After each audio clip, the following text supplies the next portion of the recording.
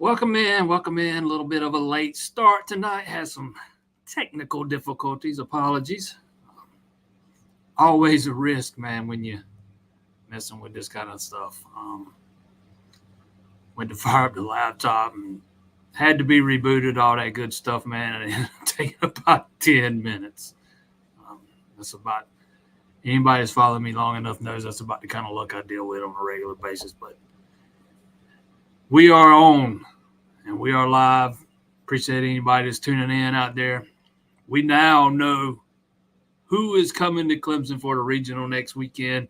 Um, surprise, surprise, Vanderbilt's coming back. The team that eliminated Clemson in 2017, 2018, eliminated Clemson in Clemson, is back again. And add Coastal Carolina to that, High Point to that. I don't know much about High Point. This is the first time they've ever made the tournament. That's who Clemson opens with Friday night, 7 o'clock. Eric Backus said today he asked for the early game. They got the early game last year. I know he prefers to play the early game just for the little bit of extra rest that you would get if you're in the winner's bracket on Saturday.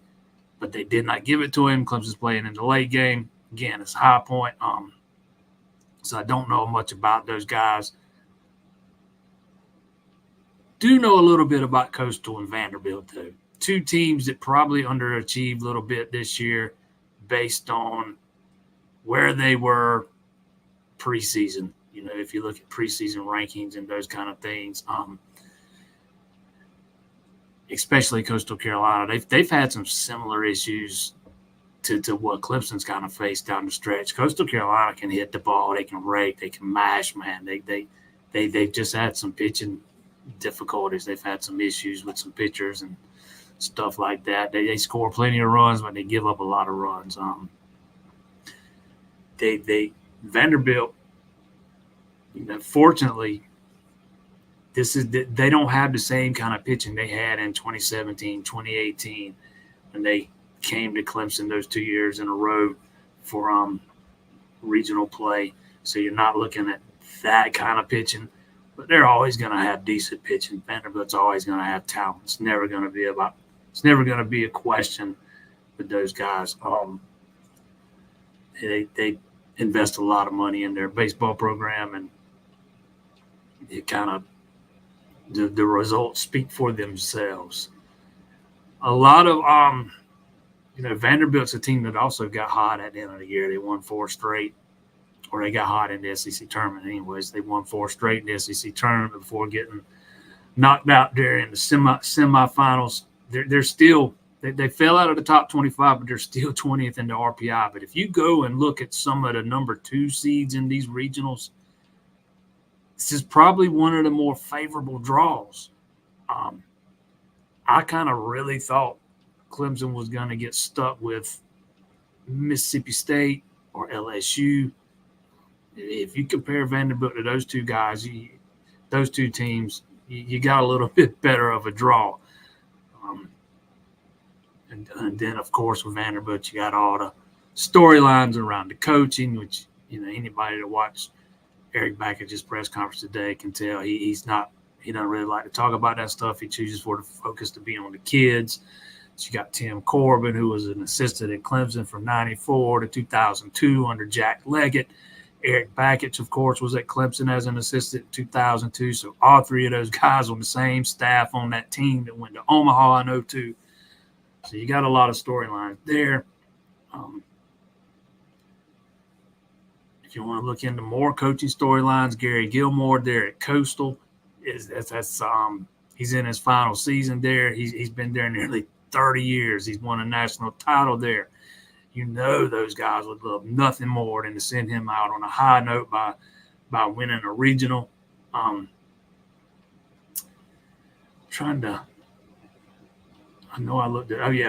Vanderbilt this year is 4-12 in true road games. 4-12, so they've kind of struggled in true road games. 7-0 in neutral site games. I would look at if they play Clemson in Clemson, that would be a road game. If they play Coastal in Clemson, that's a neutral site game. it's kind of a weird split there. 4-12 in true road games and 7-0 in neutral site games. Coastal's kind of held their own on the road. They're 9-12 in true road games. High Point, they're 11-10 in true road games and 3-0 neutral site games. High Point finished number 122 in the RPI. They play in the Big South and whatever. I think it's the Big South and whatever conference they played in. They won the conference tournament, therefore got the automatic bid. And Coastal finished with a pretty strong RPI too. I'm trying to remember what it was, but I can't remember what it was off the top of my head. They finished 34-23, but just 16-14 in the Sun Belt. I cannot remember what their RPI was off the top of my head. I don't think it's a terrible draw for Clemson. I know I saw a lot of people online today thinking it was a terrible draw. I don't think it was that bad of a draw. Again, I think you could have easily ended up with LSU in this regional. A lot of people were worried that South Carolina was going to end up in this regional. If they would have, I don't think that's a terrible draw. I would have hated it, but I also don't think it would have been a terrible draw. I think I am of the opinion that most of the time the committee does what they can to try to keep those teams not meeting up in the regional. It would have been easy to have them play in the same regional this year, but they didn't do it. South Carolina's off to Raleigh, another team that got hot late. That's probably a team I wouldn't want to be playing right now, but South Carolina's also dealing with they lost they lost one of their better hitters, Cassis. They're in the SEC tournament who's going to be out, so I don't think that would have been a terrible draw. But if you got stuck with somebody like LSU coming to Clemson, or maybe even Mississippi State coming to Clemson, to me, those would have been bad draws. That would have been similar to getting Tennessee last year or Vanderbilt in 17 or 18. But it kind of is what it is. With this pitching staff, you better do what you can to stay out of the losers bracket. Aiden Knox going on Saturday. Question is who goes on Friday against High Point. Backus was not – he wasn't giving that information out today, and I can't say that I blame him. I'd be keeping that pretty close to the vest myself. The people in the media that were there today, I wasn't there, but the ones that were there tried to get Connaught to talk about pitching against Vandy. Man, he did his best, not to say a whole lot because, you got to win Friday to get to Vandy on Saturday, assuming Vandy beats Coastal, which I don't think anybody should assume that because I think anybody can win that game. And, of course, it's baseball. Anybody can get beat on any given day. But you guys tell me what you think of the draw. I'm with Sarian here, man. I don't think this is a terrible draw. I thought Clemson was fortunate to, kind of avoid LSU and Mississippi State or Mississippi State. I always kind of thought Coastal Carolina might end up in this regional as the 3 seed. Thought College of Charleston kind of got hosed a little bit. And I thought Duke got hosed out of a host spot too.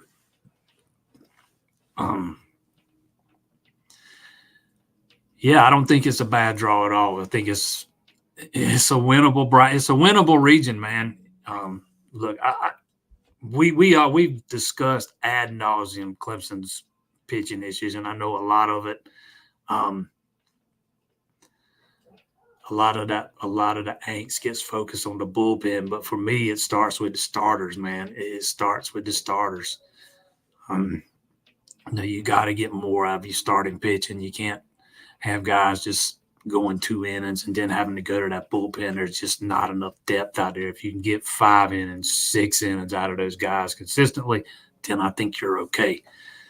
But if you only get 2 on Friday and you got to tax the bullpen first game out, man, you're asking for trouble.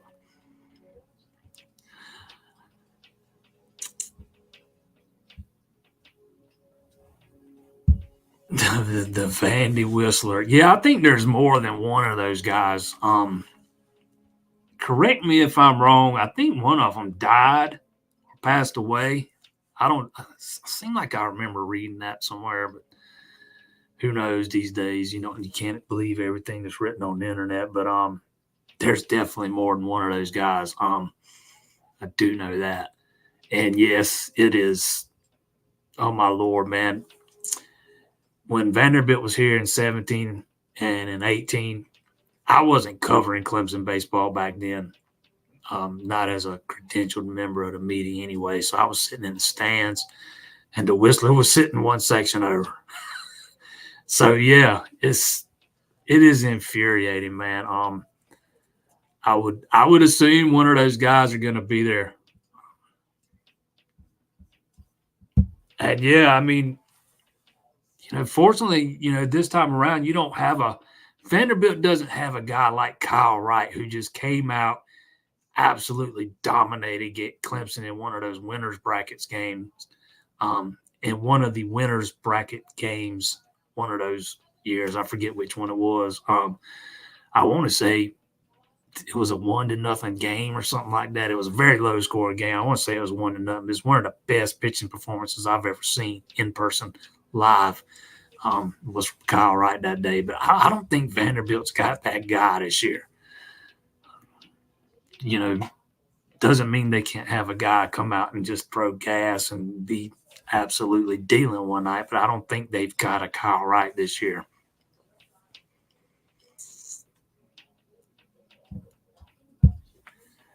Was hoping to get Florida like last predicted. Yeah, they had one of the projections had Florida coming to Clemson yesterday. I think they changed that today. I cannot remember.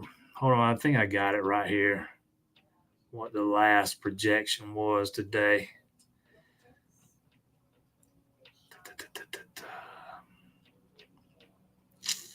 Or maybe I don't.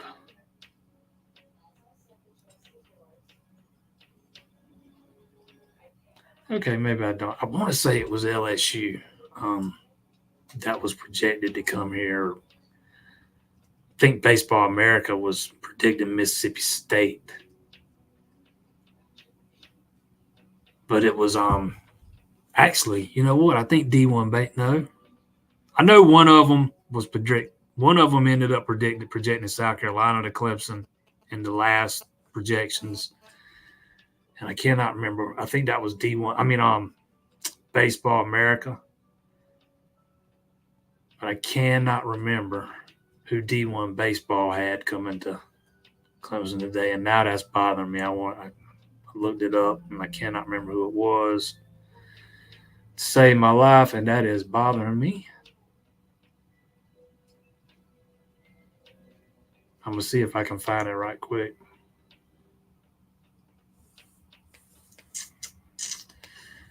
I'm going to have to go back a ways.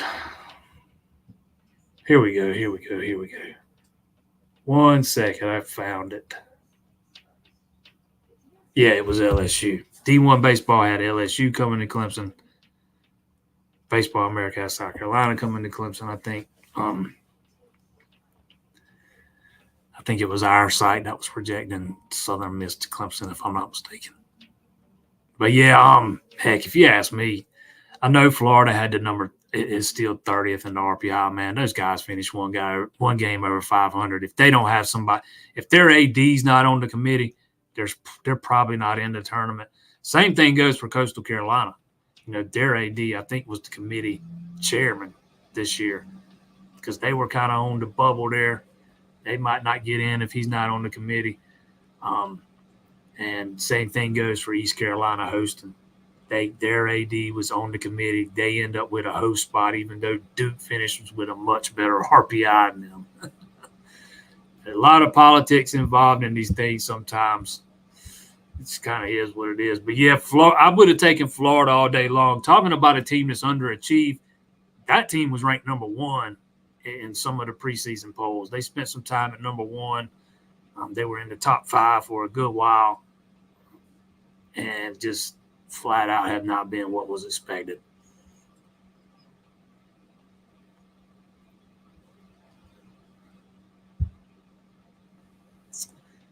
Tristan Smith needs to regain his pre-injury form. Can't just rely. No, he cannot just rely on Canuck.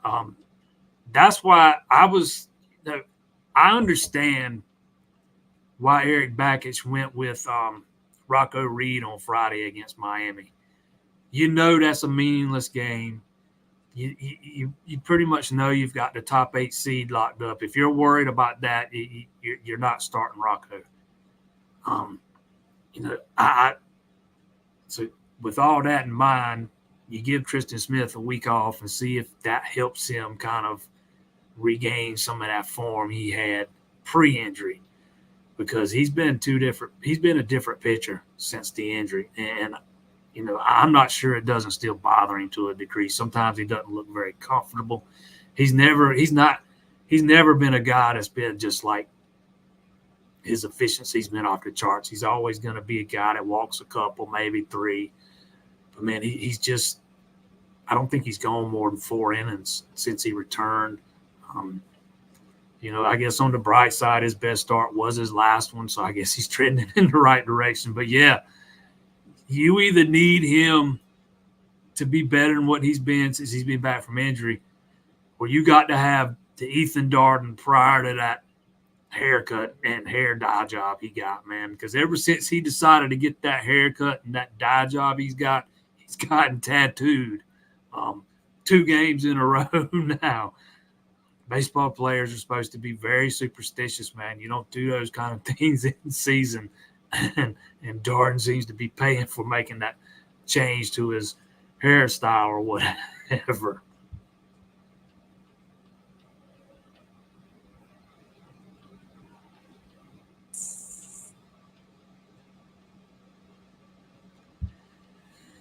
DraftKings top 5 odds for College World Series, all SEC 6 and 7 are Wake Forest and Clemson. Texas A&M the shortest odds. Yeah, I think Clemson can get out of the regional if they can stay out of the losers bracket. It might just would depend on who comes out of the Oklahoma State regional. They might could win 2 out of 3 of that series and get to Omaha too, man. I mean, they've got the offense to do it. It's just going to all come down to the pitching. And hopefully this week off is going to help with that.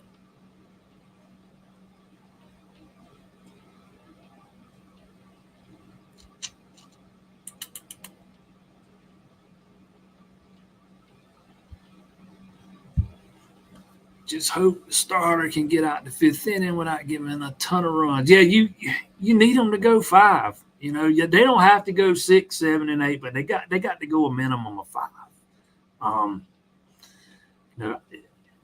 Preferably 6, but I'll set the line at 5, especially with if you look at since we've been talking about Tristan Smith. If you look at him, hold on just 1 second. I'm going to see if I can't pull up his stats here right quick. I usually have them pulled up, but since I had to, any of y'all tuning in late, we were almost 10 minutes late getting started tonight because I had some technical difficulties and all the browsers I had open ended up closing on me.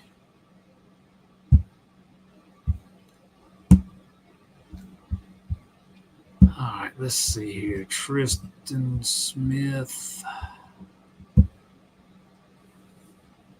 He has not gone longer than 5 innings. Only once all season long has he gone longer than 5 innings. He went 6 against Duke. That's when he struck out 10, allowed 2 runs. 1 earned run on 4 hits. He allowed 2 runs total, but only one of them was earned. And only walked 2 guys. And that is the game he got hurt in.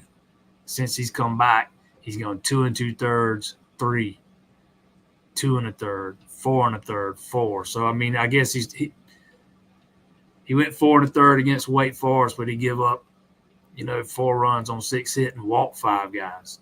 He went 4 innings against Boston College, but he walked 4 more guys. He only allowed 2 runs, but he's walking too many guys right now. He needs to be a little bit more efficient. again, he's always going to be a guy that walks people. He's going to give up some walks.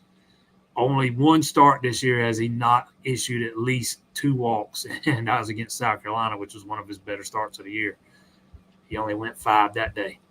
And he's just not a guy that's going to go deep. But getting 5 out of him would be great.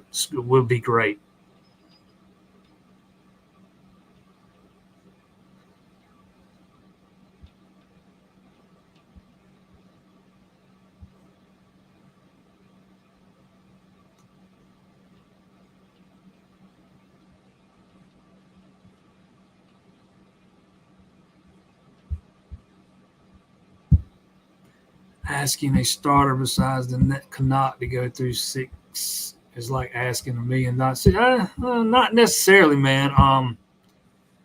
Before the last 2 weeks, when Darden got that haircut, he had gone 7 innings, 6 innings, 5 2/3 innings. Then he had a bad start against Pitt where he only went 2. Before that, he went 9 innings, 7 innings, 6 1/3. So Darden was the guy that had been going the deepest into games for you. Not Canuck. It ain't like it's just been Canuck doing it all season long. I think people forget, how solid Darden had been up into these last 2 starts. He had been pretty consistent there. Again, he had that one start against Pittsburgh where he got shelled. He only went 2 innings and gave up 5 runs, but before that, he went 7 innings again. Again, he went 7 innings against Wake Forest, 6 innings against Georgia Tech, 5 2/3 against Louisville. He had a complete game against North Carolina State and lost. Threw 7 against Notre Dame and got a no decision, if I'm remembering right. 6 1/3 against Florida State, no decision. So over the back half of the season, outside of 3 starts, he's had quality starts every time out. 1, 2, 3, 4, 5, 6, 7, 8, 9, 10. So 7 out of 10, he's had quality starts in 7 of his last 10, but not in the last 2. The key to Darden, man, he's got to keep the ball down. When he gets the ball up in the zone, he gets killed, just like he did against Miami, and just like he did against Boston College.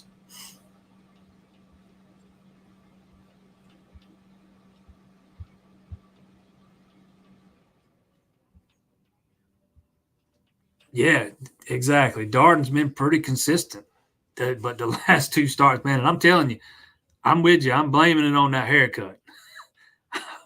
When I played ball, I was very superstitious, man, very superstitious. I didn't even want my mama washing my when I used to play rec ball, I didn't even want my mama washing my baseball pants, man. she wasn't having none of that, but that's just how superstitious I was. I don't think guys are wired like that anymore, but I'm blaming it on the haircut nonetheless, because that's when this started, was when he got that.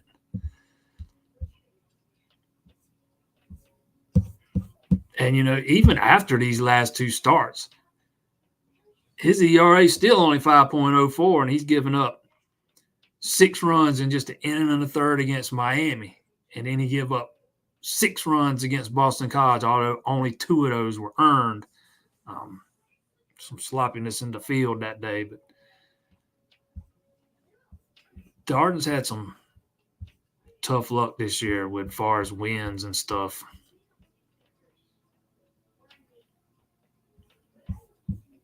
Kind of the same thing Canuck has too. Clemson's only lost 1 game that he started in, but he's only 5-1 on the season.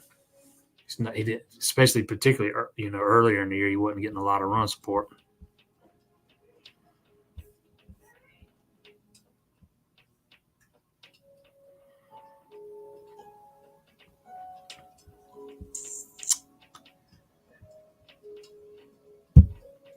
Can't remember the last time I saw Joe Allen. Is he hurt just because of him getting hit around? I have not heard anything about Joe Allen being hurt. He's not. The last time he pitched, he gave up 5 earned runs, 1 inning with 2 walks. Now before that, he hadn't been terrible. He a scoreless inning against Georgia, 2 scoreless innings against Pitt, 1 1/3 scoreless innings against Upstate, another scoreless inning against Upstate. I haven't heard anything about him being hurt, so I can't answer that. Matter of fact, I'm actually looking at those numbers. I'm a little surprised because I thought he had gotten beat up more than that in his last few appearances, but it's really only his last one. But when you look some of these appearances, let's see, Presbyterian, USC Upstate, UNC Greensboro, Presbyterian, USC Upstate, Georgia. He's mostly been used in the midweek this year, even in a relief role. Pitched on the weekend against Louisville. That's when he got lit up. He's not pitched since Louisville, April 28th. Pitched on the weekend against Florida State. Got lit up. Pitched on the weekend against Manhattan. 1 run in 2 innings, 4 strikeouts. I don't know. Maybe there is something wrong with him. I hadn't heard anything.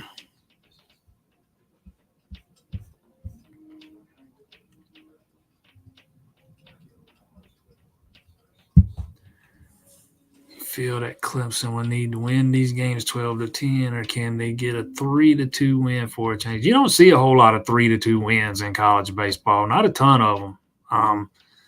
There's more runs than that scored typically. It just depends on who's pitching that day. But no, I wouldn't expect a lot of 3-2 games. If you want to get 5-4, 6-5, something like that, I can see that. But I don't think you're going to see many 3-2 games. Especially not in this regional way some of these teams can hit.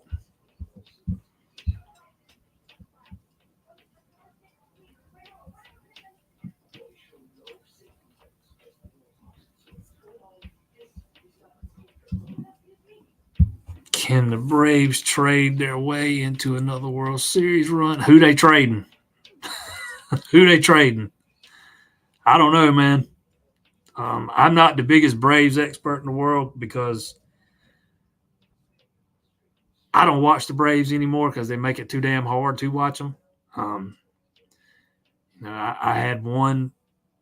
I was with one provider for a long time. They dropped Bally's. And when I realized they weren't going to get them back, I switched to another provider. Not long after I switched, they dropped Bally's. So I switched again.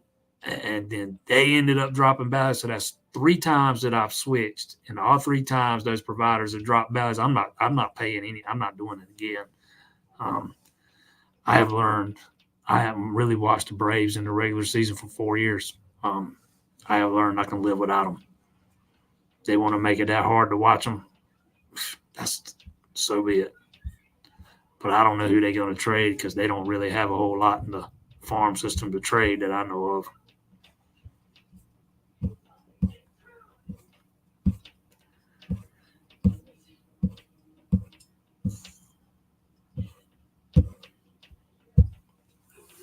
I hear our whole offensive line is riding around on motorcycles. I don't like that. I don't see any motorcycles up there at any of the practices I've been to. They a lot of the football players use scooters to get around on traffic, like little mopeds, but I don't see no motorcycles. But unless that's what you're talking about, scooters. That's been going on in Clemson for a long time. Matter of fact, that's how Tyler Venables got hurt. He got hurt one year because he had a little accident on one of those scooters. But with the way Clemson's campus is set up, and it's not a bad way to get around.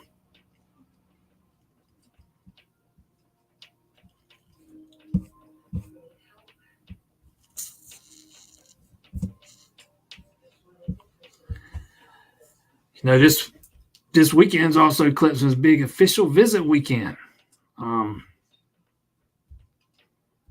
Lots of guys going to be on campus. For me, it's all about them offensive linemen. Clemson's already got 2 guys committed. Easton Ware, Braden Jacobs. They're both, 4-star talents, both pretty big-time gets for Clemson. They still want to add 2 or 3 more. David Sanders will be here that weekend. Mario Nash Jr., a 4-star. Roland Byrne, who is he's a 4-star or a 3-star, depending on where you look. 3-star Max Buchanan, and then Mal Waldrop, who is a 3-star or 4-star, depending on where you look. All those are offensive linemen. All those guys will be here this weekend. We'll see if – and then Hardy Watts, who is a 4-star, he comes in on Sunday and will stay through Tuesday. He told me he's got a school deal he's got going on Saturday night that he's got to be at, and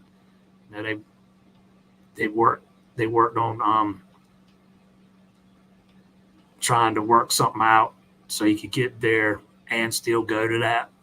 He never did tell me what it was specifically, just a school thing, but I never asked. But he did tell me Friday, I think it was the day, no, Saturday, that he's going to come in on Sunday the 2nd and stay till Tuesday the 4th, which, is a good sign of Dabo Swinney showing a little flexibility, right? Because he usually only hosts officials on that one weekend in June. And, he got a little bit flexible on the rules there and let him come in a couple of days late and stay a couple of days late. Probably going to be a hard pull, but you needed to get him on campus in June if you're going to have a shot. I probably like their chances best with Waldrop. Not sure about the Byrne kid. Not sure about Nash. I've said it 100 times. I do not get the warm and fuzzies about David Sanders there. I just don't. I never have. I don't like the fact that they've hired some NIL rep. That just usually doesn't bode well for Clemson. But you get him here and you take your shot or take your swing and see if you can get him to remember what he was like so much about Clemson in the first place.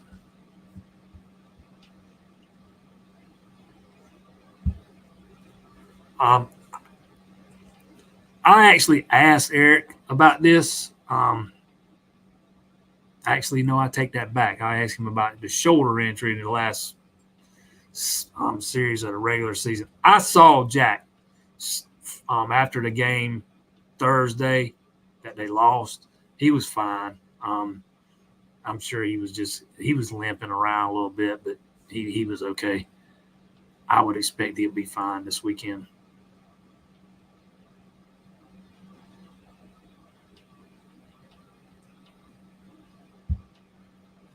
Finally got my answer about Cade getting some outside pro training, but news was even better to find out he was with Brittany Stu and Anthony. Yeah, I actually found out through a tweet by Antonio Williams' mom. She tweeted it out one day last week that him and Klubnik was out there in California. I forget the guy's name they're working out with, but then I saw another tweet that Brittany Stu's out there with him too. But yeah. And this is actually the second year in a row that Klubnik's been out there, if I'm remembering that right. Yeah, Palmer, that's his name.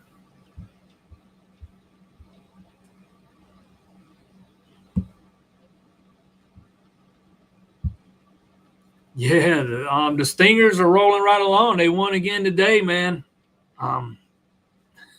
Maybe Eric Backus needs to look over there for some JUCO guys. That program's been rolling pretty much since day one, man. This is not the first time they've been to the JUCO World Series, and I don't expect it'll be their last.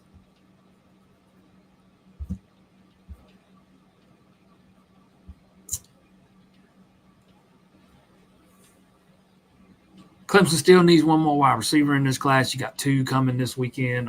Samari Reed, Cortez Mills.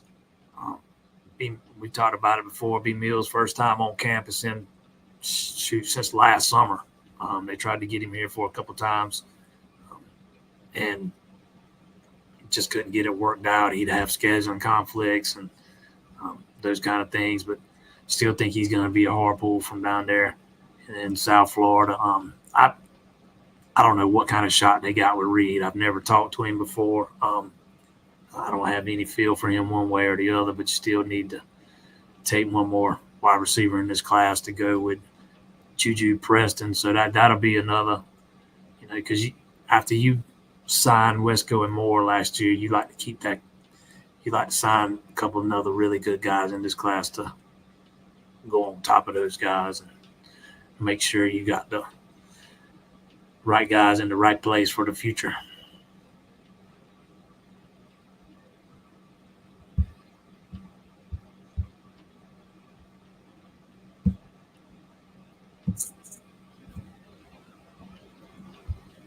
Yeah, I can't remember the guy's name Trevor worked out with. It might have been Palmer.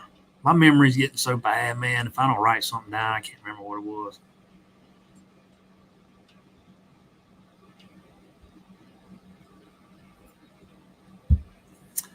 Hope some of the rest Backett has been trying to give the bullpen lately will pay off. If y'all listened to that interview he gave today, he is adamant. He is extremely confident in his bullpen, man. He pushed back hard against one of those questions about his bullpens, how bad they've struggled. He didn't mention anything about the starters, but he is extremely confident in that bullpen. And I really believe that some of these games down the stretch, not all of them, but some of them have been managed a little bit differently than they otherwise might have been if it was a postseason game or something over the past couple of weeks, to get some guys into bullpen some rest like you're talking about. And hopefully. Yeah, he said he thought the bullpen's been good, and for the most part it has. It's not been as terrible as people make it out to be. Sure, there's been some games here and there and they went through a little stretch, but if your bullpen sucks so bad, you're not coming back from 6-0 the other day and winning that game. A lot of 24 times they've had to come back and win this year. You can't do that with a crappy bullpen. Some days they're gonna get knocked around, some days, and other days they won't. But yeah, I do think he managed some of those games a little differently, get some of those guys some rest. It's the second time he's kind of went all in on that bullpen in one of his interviews here in the last week or so. I'm kind of with him, though. To me, it starts with the starting pitching, man. You've got to get quality starts out of those guys.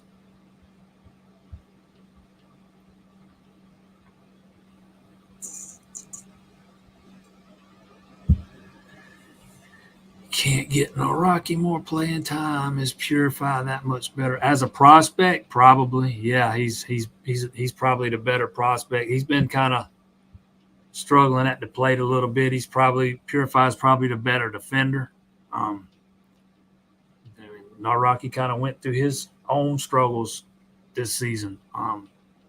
He started out on fire. Then he got a little banged up, came back. He was still playing well. Then he cut his hand and he missed a good little chunk of time there. When he came back that time, it took him a while to get it going again. But yeah, you got to kind of, if you're gonna, when they use Naraki, it's usually a DH. You kind of just got to decide where you want to, and who you want to, if you want Crichton at first base. I mean, there's a lot of things that go into it. It's just ever since Chufo went down with the torn ACL, it's made it a little bit harder to fill out that lineup card every day. And I'm a guy that prefers seeing Jack Crichton at first over Overtop. I prefer to see Overtop behind the plate. I think he's far better back there than Gerald is. So you got to kind of pick your poison. If you're going to play Rocky in the field, it's got to be at third base, and he's not the greatest defender. He had some struggles when he played in the field early in the season. Matter of fact, I want to say he had an error on the first hit ball of the season, if I'm remembering right. But yeah, I do like it when they try to get him in the lineup because he's kind of started to find it again, and while he doesn't do anything but hit singles, he gets on base, man. He gets on base. He did go 0 for 4 against Louisville. I'll take that back. He was 1 for 4. It's 1-4 against Louisville. Then he went 0 for 1 against Boston College with some walks. He was 0 for 3 against Wake Forest the time before that. But then he went through a stretch where he had hits in 3 straight games. He's had hits in, he had hits in 1, 2. I'm looking at the wrong column here. He had hits in 1, 2, 3, 4, 5 straight games, and he's had them in 5 of his last 8. So he's kind of got it going a little bit later. He's got that average back up to 280. It had fallen all the way below 270. But again, all he does is hit singles. So I mean, why he sets the table for you. You asked me if Purify is that much better than him. I do think he's that much better as a defender. He's the better prospect. And he's got more speed. There's some things you can do with Purify as far, especially like bunting the ball and stuff that you're maybe not going to do in Rocky. So it gives you a little couple more options depending on what the situation is. So I see why Purify stays in there.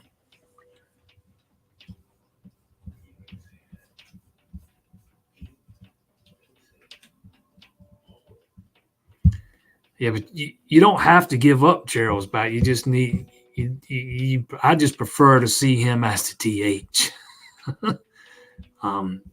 I've seen him make too many mistakes behind the plate this year. I just think Overtop's the better defensive catcher. I'd much rather see him in that DH role and let Crichton play first, Overtop behind the plate, and somebody's going to get squeezed out.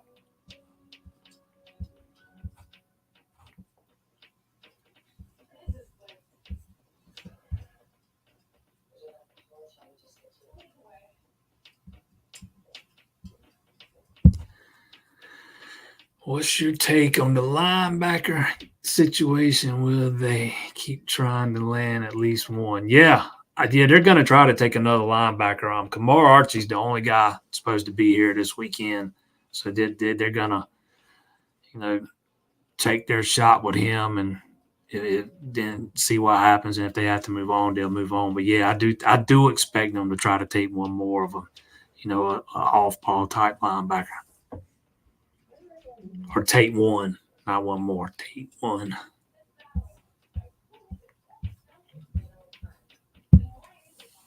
Do we still have Omaha? Yes, Omaha still stitched on the caps.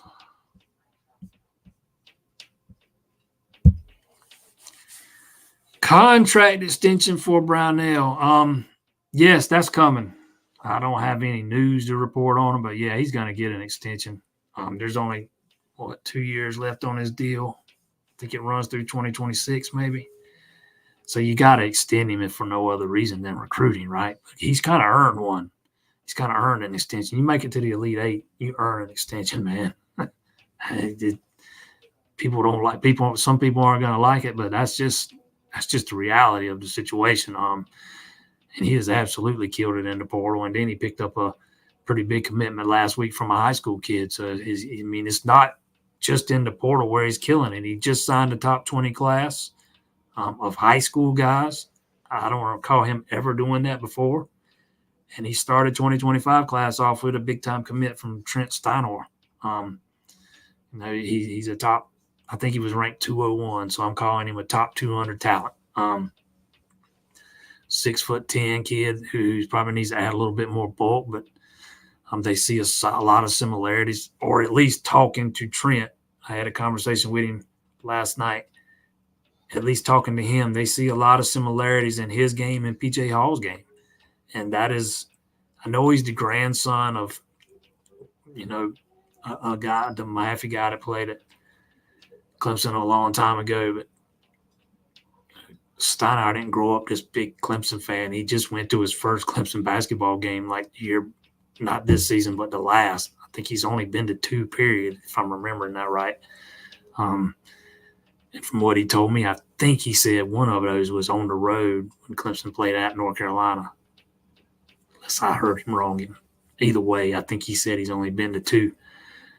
But part of, what attracted him there was they sat him down and they showed him the path that P.J. Hall took for his development from freshman to sophomore to junior to senior. And they showed him how they think he could take that same path. And, that's a big part of what landed him. But, yeah, I think Brownell's earned a contract extension. I think he's got one coming. When it'll get announced, I have no idea, but probably within the next month or 2. That's coming.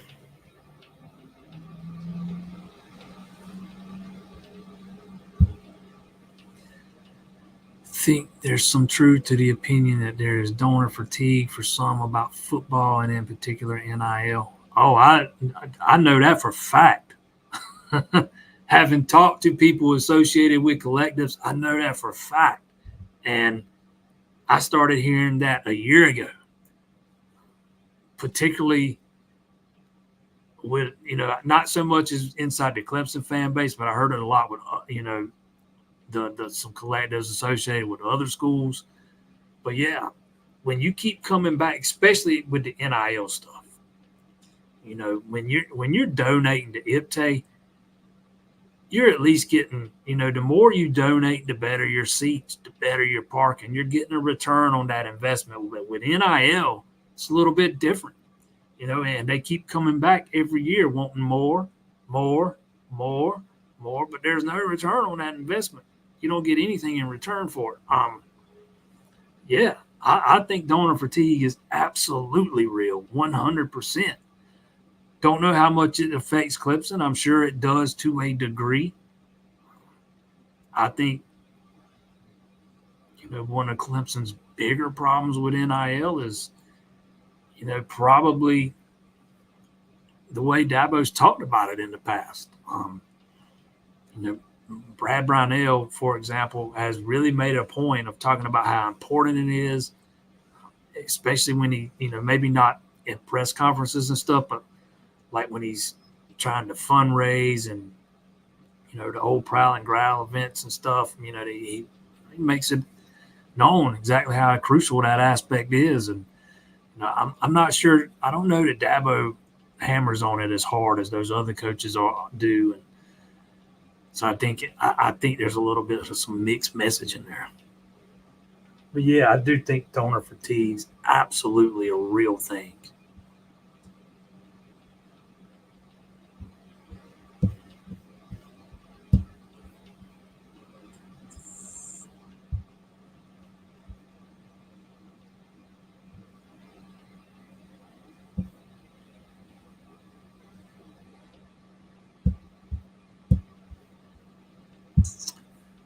Gerald has been killing it. Yeah, he's been pretty good at the plate. He's batting over 300. I think he's got 12 home runs, and he doesn't even have 100 at-bats. My only gripe about Gerald is he's just not the better defensive catcher. If you're going to play him, I think the preference would be to play him at DH, although Overtop can't catch every day, so you can't do that every day. There's going to be a day he's got to catch here and there, but that kind of is what it is. I won't ever forget, and I can't remember the game it was now, but there was a game where there were 2 plays at the plate, and throw comes home both times. Gerald's not even in the right position. I don't know. Those are just 2 things that stick in the back of my head. I think Overtop's probably got a better arm. I just think Overtop's the better defender. That's all.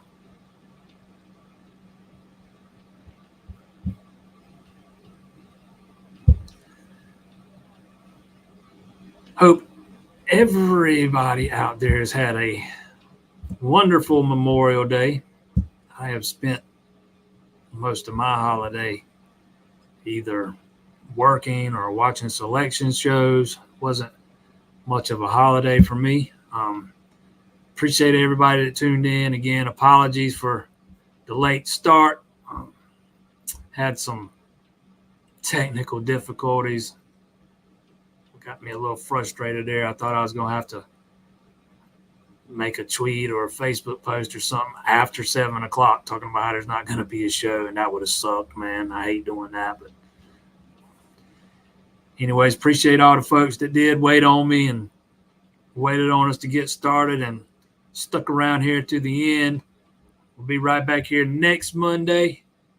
We will know whether or not Clemson has made it out of a regional for the first time since 2010. The official visit weekend will be in the books, so there will be a lot to talk about. So we'll be right back here, 7 p.m. as always. See y'all then.